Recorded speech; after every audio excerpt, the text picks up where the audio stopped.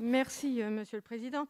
Monsieur le ministre, monsieur le rapporteur, c'est à nouveau un amendement de suppression. Pourquoi ? Parce que, à nouveau, vous parlez toujours de l'égalité des droits. Alors, je veux revenir là-dessus. Il n'y a aucune égalité, même entre adultes. Il n'y a absolument aucune rupture d'égalité. Le Conseil d'État, qui est la plus haute juridiction de ce pays, l'a jugé. Les situations sont différentes au regard de la procréation et des situations différentes justifient des positions et des décisions différentes. C'est important parce qu'à chaque fois que vous dites à longueur de télé, de radio, rupture d'égalité, un droit pour remettre tout le monde au même titre d'égalité, c'est juste faux.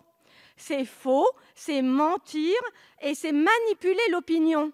Il n'y a en matière de procréation aucune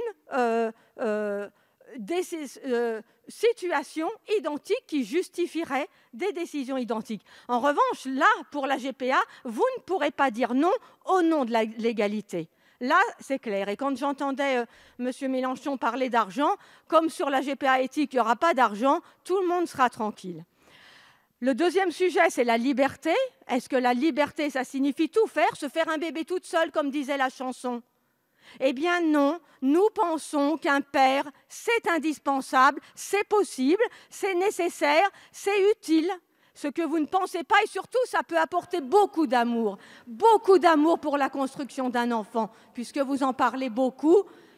Nous pensons que c'est important d'avoir un père. D'ailleurs, il n'y a qu'à regarder les classes de collège, et toutes celles qui brillent par leur absence, celles où les pères brillent par leur absence sont des situations tout de même difficiles. C'est donc un amendement de suppression. Je vous remercie.